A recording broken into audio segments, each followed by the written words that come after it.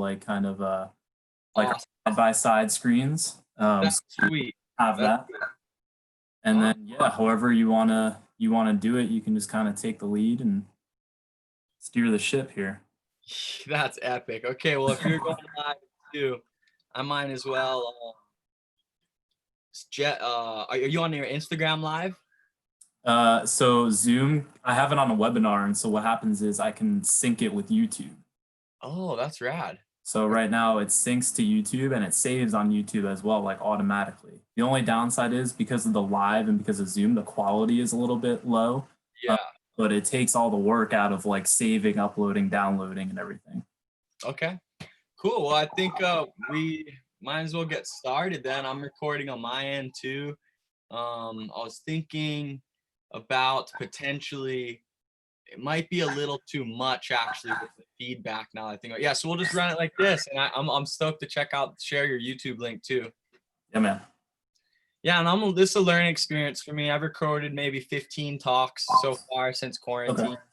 and yeah, so I guess we might as well start up. Yeah, man.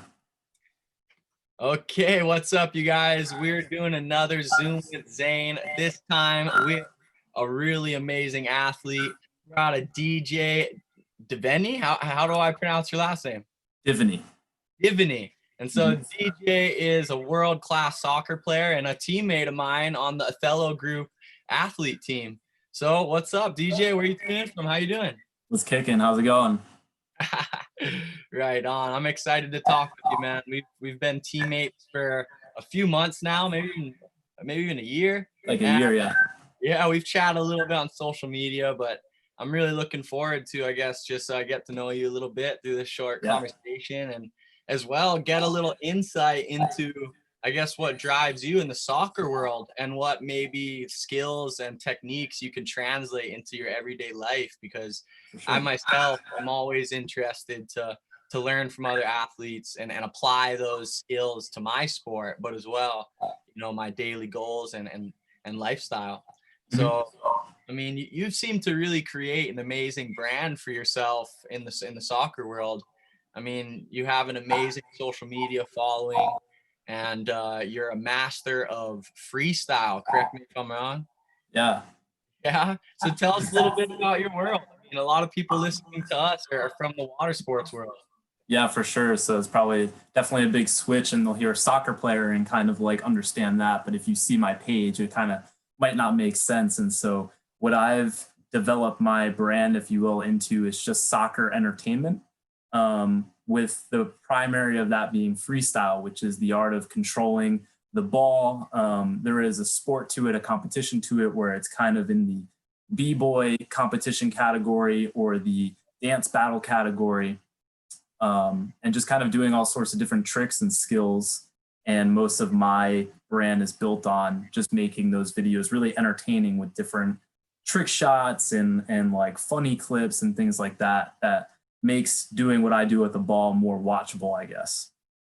I tell you what, I get a kick out of watching your soccer work a lot more than a lot of the other, things you see online. And you inspire me quite a bit as well, because like you said, you get really creative. You have a lot of fun with it. You do things that people can, try and relate to. Yeah. And so what are, I guess, some things that what's your daily routine look like, I guess, or maybe your routine preparing for a maneuver, a trick, or whatnot?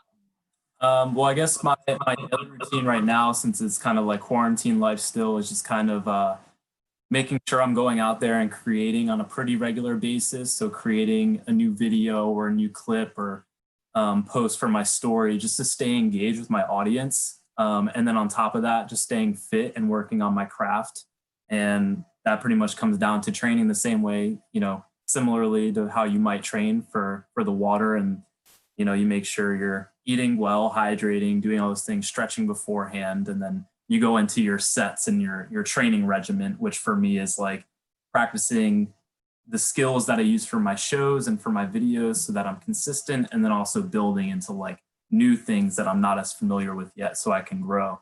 And I just kind of do that day to day. I don't have a strict schedule. I just kind of have a general plan. And then If I stick to it, great. If I kind of veer off and go somewhere different, I just try to make sure that I'm like kind of productive, and then I walk away at the end of the day happy.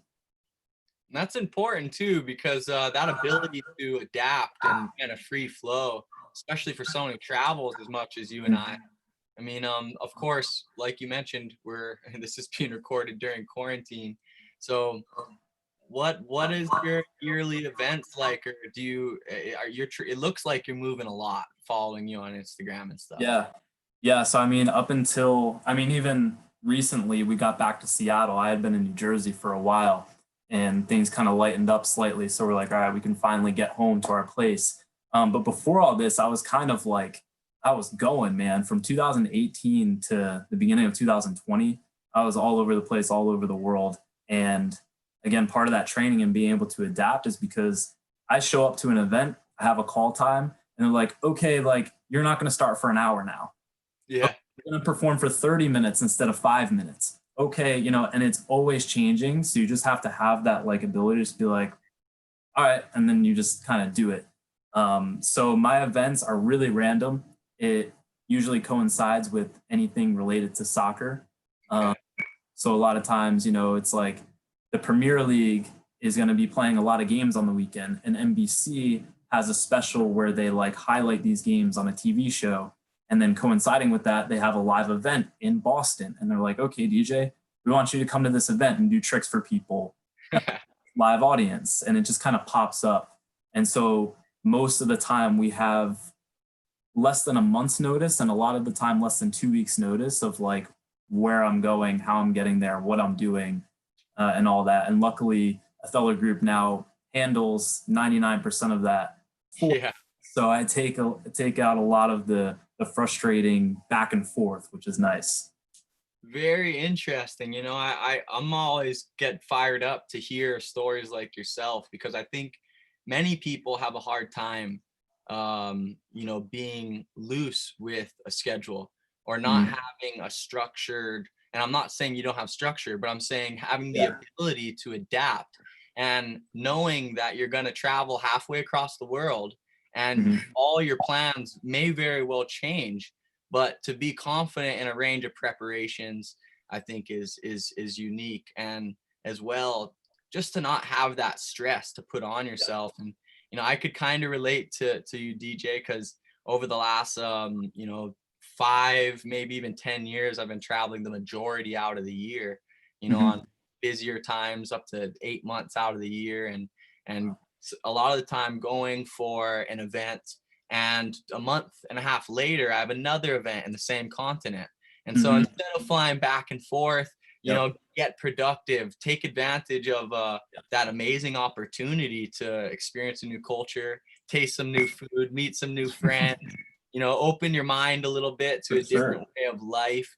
And what I'm trying to get at, I guess, is that power of choice to not only adapt, but to jump through that window of opportunity.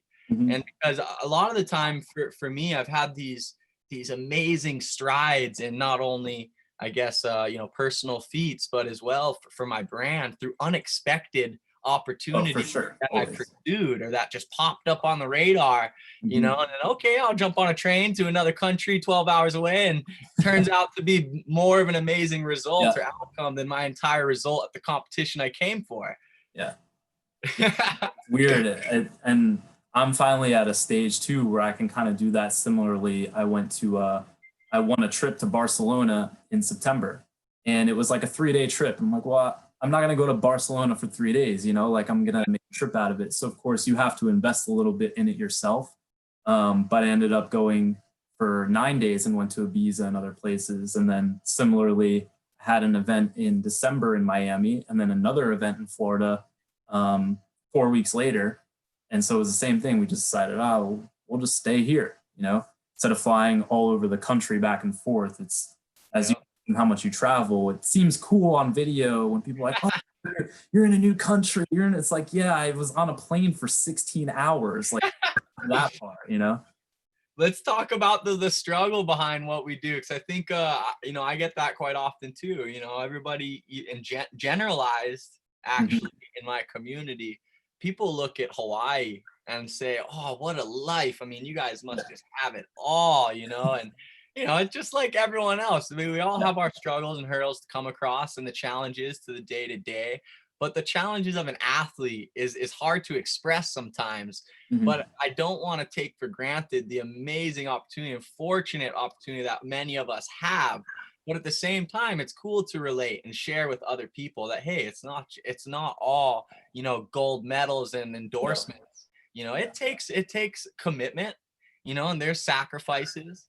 And most importantly, there's that relentless pursuit. Whether you're getting knocked down, losing the event, or whether you're missing your flight and ruining your chances at an amazing opportunity, it's important to be flexible, and it's important to be relentless in Yeah. that daily, yearly, weekly goal, whatever you want to call it. And so I guess what are some of your favorite techniques to stay in check, to make sure you're not getting too comfortable, should I say? Yeah, I mean, one of my favorites has always been, because I know my schedule is always going to be unpredictable, that I make obligations for myself. And so something I wanted to do was help people with fitness. And I said, well, how can I do that, but also benefit myself? And I say, well, when I really get into my workouts, I'm going pretty hard. I'm getting a lot out of it and I feel pretty good. And I feel like people, that's what they would want. They want that. And say, DJ, how do you work out? What do you do? I said, well, you can just work out with me. So now what I do is I offer fitness classes, and I choose however many a week I might want to do. But now, well, when it's 8 o'clock in the morning and I have a session planned that people are going to be there, I have to be up and I have to be ready to go and I have to do that session. So as much as I have the flexibility to just not offer those opportunities, by doing it, I actually obligate myself to stay on track. Yeah. One of my favorite things, just creating obligations for yourself. And personal commitments are so important. I think it's important to tell ourselves, and you don't need to tell anyone else. It's Mhm. most important to tell yourself, whatever it is, whether you're trying to be a fireman, whether you're trying to, run your own business, or whether you're an athlete, it's Mhm. make those personal commitments. And it's something that I've been and I'm sure you see all the time. As athletes, we get to surround ourselves around other successful individuals, and also unsuccessful individuals, and learn from that. And Mhm. so that's why I've been inspired to do these little things during quarantine. Hopefully share a little bit of stoke with people, because there's so much drama happening right now Yeah. around us. And I know it's hard when we can't go, and a lot of us can't get into that normal routine, but I think it's also important to embrace the opportunity to break away from that routine, Mhm. work on yourself, work on your community. And so training like DJ, having a diet like Zane, Mhm. charging big waves like a Hawaiian waterman, whatever you want to do, I think we could all pull little bits and pieces. And you know, there's one last thing I want to pull from you, Yeah. and that's your social media commitment. Mhm. Um, may I ask you how often would you say that you are making those tasks or those goals for social media projects, whether it be YouTube, TikTok, Yeah. Instagram? Yeah. It's pretty constant. And it's been constant on Instagram since 2016. Um, Okay. Straight up, the day of like January 1st, 2016, I was like, I had 1,000 followers. I think it was just mostly friends, and I was like, I see a space here that I can get into. I see other Yeah. people who are traveling and working in soccer tricks, and I'm like, I can do that. And a lot of it seems because they have this status online. And I was like, Yeah. I can build that community, that following by engaging with people.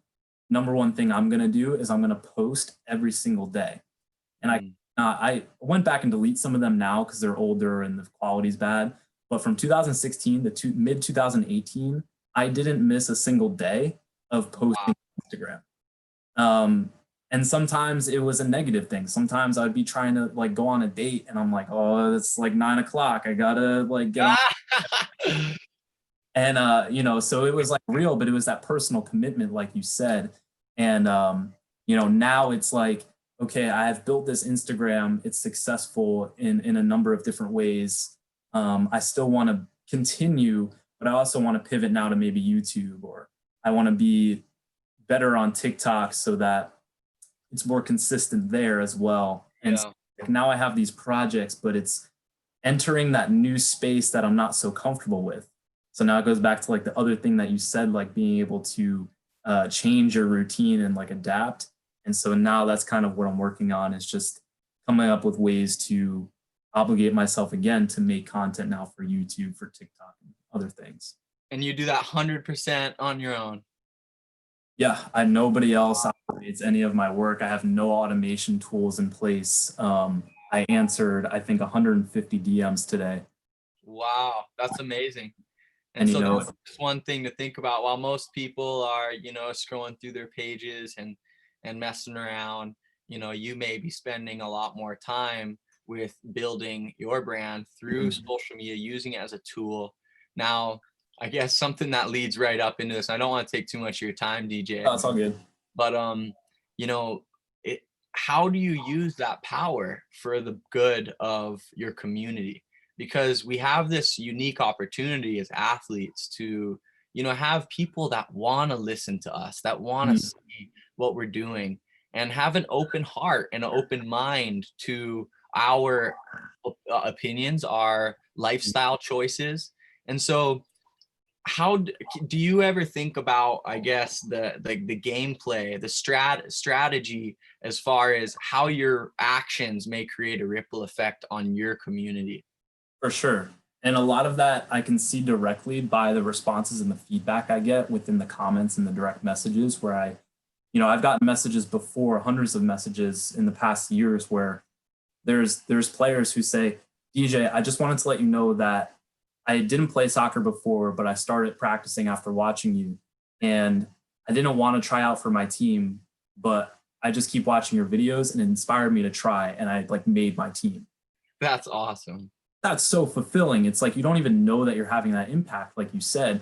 And so then you have to be aware of that too, and realize that at a certain point you have some sort of moral responsibility, right? Yeah. At the very minimum, share your 100% genuine, authentic self, and translate, if you're a good person, just translate that through your normal content. And so Yeah. that's the number one thing that I try to do, is just I try my best every day to be the best human that I can be, and I try to manifest that in everything that I make and everything that I say, coming down to when I'll have people comment like, hey, like, you really suck. And I'm like, thanks for watching. Like, I appreciate you watching my video. And you Just just, with love. you have to. And like, those things end up getting to me sometimes, but I always just, if I do respond, it's responding with positivity and kindness. And then further than that, like, we have these situations going on in the world right now. It's now I have that platform to really share my voice and directly impact positive change. Yes. And in the past, I haven't been so vocal to do so, because I think it's important to build a substantial rapport with your audience. And that's why I'm successful as an influencer, because I build that trust with my following. So when I was building, I always wanted to be careful to not go from just being like this guy who's randomly kicking a ball to be like, here's 10 things that you need to believe in as a person and like change in your life, because it's that huge like 180 and you kind of go off guard. And so what I've been doing over the past almost 2 years is just kind of sprinkling in better positive ideas, better ideas about change, and doing it through soccer as well. Recently with one of the situations, I shared content of someone else in soccer that was creating a message for that change. And so by sharing their voice, I was like supporting that, but still kind of staying within the wheelhouse of what my audience likes to see. That's hard for me, actually. Yeah. As a multi-sport professional athlete, I grew up under a household of professional windsurfers, but grew up falling in love with surf sports. And so by the age of 13 years old, I was juggling the stand-up paddle surfing world tour, the racing world tour, and the windsurf world tour. And so throughout, over the last decade or so, I've been somewhat juggling these 3 different sports, 3 different competitions, catering to the 3 different communities.